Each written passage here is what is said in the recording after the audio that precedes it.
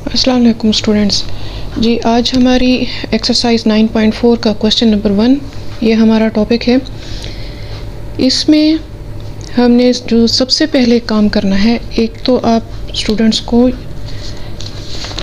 Basic useful identities ये याद होनी चाहिए। आप जानते हैं sine square theta plus cos square theta equals to 1 होता है, और इसी की डिडक्शंस आगे हैं कि साइन स्क्वायर थीटा अगर हम यहाँ छोड़ें कॉस स्क्वायर थीटा दूसरी तरफ जाकर 1 माइनस कॉस स्क्वायर थीटा हो जाएगा। इसी तरह कॉस स्क्वायर थीटा को अगर हम इस साइड पर रहने दें तो दूसरी तरफ जाने से 1 माइनस साइन स्क्वायर थीटा, ये इसकी बेसिक हमारे पास जो फार्मूला है इस ट्रिग्नोमेट्रिक आइडेंटिटी, इसी से बाकी ये दोनों डिडक्शंस हैं।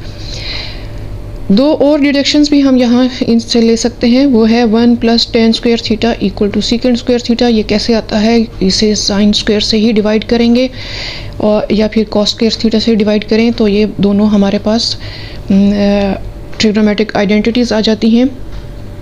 1 plus tan square theta equal to secant square theta, और लास्ट में है 1 plus cot square theta equal to cosecant square theta. आप ये भी जानते हैं कि ये रेसिप्रोकल किस तरह से हैं एक दूसरे के। Cosecant theta equal to 1 over sine theta है, यानी कि साइन थीटा का रेसिप्रोकल कोसिकेंट थीटा, एक और ट्रिग्नोमेट्रिक आइडेंटिटी हमारे पास। इसी तरह कॉस थीटा का रेसिप्रोकल सीकेंट थीटा कहा जाता है, और टेन थीटा का रेसिप्रोकल कॉट थीटा। इसको याद करने के लिए स्टूडेंट्स आप लोगों को एक टिप बता दूं कि साइन का रेसिप्रोकल लेना है तो साइन एस से शुरू होगा, आपने उसको सी से लेना है, यानी कि कोसिकेंट थीटा। और अगर कॉस का रेसिप्रोकल ले रहे हैं तो सी, कॉस का सी है, सी लेने की बजाय इसका रेसिप्रोकल एस ले लें, यानी कि एस के लिए सी और सी के लिए एस। तो आपके पास साइन थीटा का रेसिप्रोकल कोसिकेंट थीटा बन रहा है और कॉस थीटा का रेसिप्रोकल सीकेंट थीटा बन रहा है। इसी तरह टेन के लिए रेसिप्रोकल है कॉट थीटा। इसके अलावा जो चीज़ याद रखने की है, सो का ट्वा, ये चीज़ याद रखनी है आपने। सो का ट्वा क्या मतलब है? सो यानी साइन थीटा किसके इक्वल होगा? अपोजिट साइड और हाइपोटेन्यूज का, यानी कि कॉस थीटा किसके इक्वल होगा? Cos theta equal to adjacent over hypotenuse, और ट्वा tan theta equal to opposite over adjacent. यहाँ इसको मैं ठीक कर लूँ, अपोजिट ओवर एडजेसेंट के इक्वल है। इसके अलावा जो स्टूडेंट्स याद रखने की चीज़ है वो ये है कि हमारे पास कॉस थीटा की वैल्यूज़ याद रखें। कॉस एक्स एक्सिस पर चलता है, वाई एक्सिस पर कोई वैल्यू नहीं देता, ज़ीरो देगा, यानी कि कॉस 90 ज़ीरो है, कॉस 270 ज़ीरो होगा। कॉस सिर्फ और सिर्फ एक्स एक्सिस पर चलता है। साइन थीटा वाई एक्सिस पर चलेगा, वो एक्स एक्सिस पर ज़ीरो वैल्यू देगा, यानी कि साइन 0 ज़ीरो होगा और साइन 180 ज़ीरो होगा। साइन थीटा ने एक्स एक्सिस पर चलना ही नहीं, वाई एक्सिस पर चलेगा और वाई पर अपनी मैक्सिमम वैल्यूज़ देगा, यानी कि 1 माइनस 1, और कॉस अपनी मैक्सिमम वैल्यूज़ एक्स एक्सिस पर देगा, यानी कि यहाँ पर 1 और यहाँ पर -1। ये चीज़ें आपने रिवाइज़ कर लेनी है एक्सरसाइज स्टार्ट करने से पहले। इसके अलावा जो हमें चाहिए वो ये कि ये टेबल आपके सामने होना चाहिए।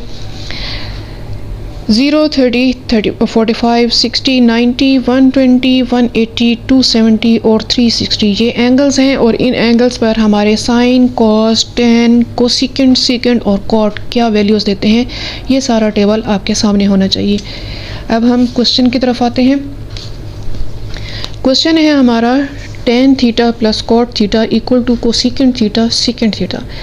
हमने इसे किस तरह से एक आइडेंटिटी दूसरी आइडेंटिटी के इक्वल किस तरह से लेनी है। इस तरह के जो क्वेश्चंस होते हैं, दरअसल ये एक आइडेंटिटी को या एक फार्मूला को दूसरे फार्मूला के इक्वल प्रूव करना होता है। आप इसमें कोई साइड ले लें, लेफ़्ट हैंड साइड ले लें या राइट हैंड साइड ले लें, और वो दूसरी साइड के इक्वल दिखाना है। यहाँ हम लेफ़्ट हैंड साइड ले रहे हैं, tan theta plus cot theta. अब यहाँ ये सवाल पैदा होता है कि हम दोनों में से कौन सी साइड लें। कुछ क्वेश्चंस ऐसे होते हैं जिनमें हम राइट हैंड साइड ले रहे होते हैं, कुछ ऐसे होते हैं जिसमें लेफ़्ट हैंड साइड ले रहे हैं। हमें कैसे ये पता चलेगा कि हमने कौन सी साइड लेनी है जिससे हम दूसरी साइड की तरफ जा सकें? हमने वो साइड लेनी है जिसमें आपको कुछ काम होता नज़र आए, यानी कि जो साइन और कॉस की तरफ लेके जा सके और जो हमारे इन बेसिक आइडेंटिटीज़ की तरफ हमें लेके जा सके। तो यहाँ देखें टेन और कॉट है, ये बहुत इजीली हम इसे लिख सकते हैं tan को sin theta over cos theta, हम जानते हैं ये इसके इक्वल होता है, और cot थीटा में हम जानते हैं cos theta over sin theta. अब नेक्स्ट स्टेप क्या होना चाहिए? नेक्स्ट स्टेप ये खुद बता रहा है कि क्या होना चाहिए। जब भी फ्रैक्शन होते हैं वो एलसीएम के बगैर हम उसे सॉल्व नहीं कर सकते, हमें यहाँ एलसीएम लेना है। अगर कोई एक साइड भी हमारे पास फ्रैक्शन में हो और दूसरी नहीं हो तब भी हमें एलसीएम ही लेना है। अभी दोनों फ्रैक्शन में हैं, हम एलसीएम लेंगे।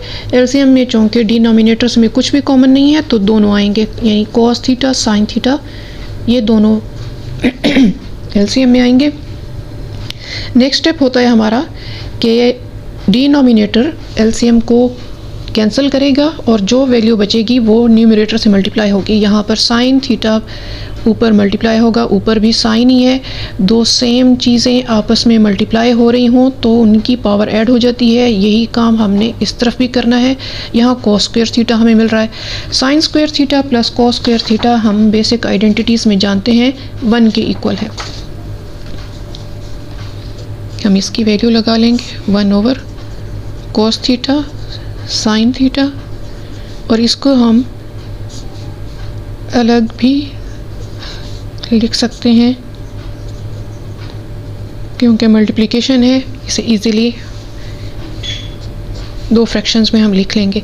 1 ओवर cos थीटा हम जानते हैं किसके इक्वल है, वही जो मैंने आपको बताया कि रेसिप्रोकल में यहाँ पर c है तो आपने s की तरफ चले जाना है सीकेंट थीटा के इक्वल, और यहाँ s है तो आपने c की तरफ चले जाना है यानी कि कोसेकेंट थीटा। ये हमारी राइट हैंड साइड आ गई, बस सिंपल। इसके बाद जो चीज़ पूछी जा रही है वो है डोमेन। ये टेबल भी साथ ही मैं आपको यहाँ पर ये भी शेयर करा दूँ।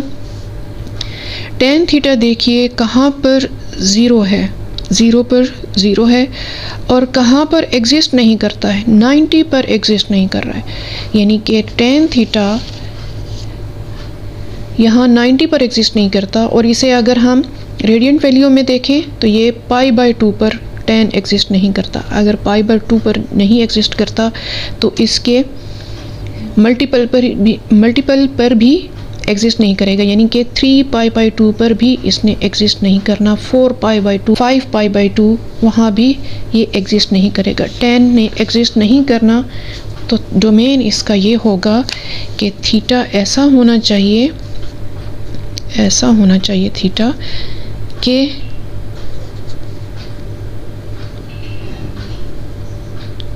Theta is not an integral multiple of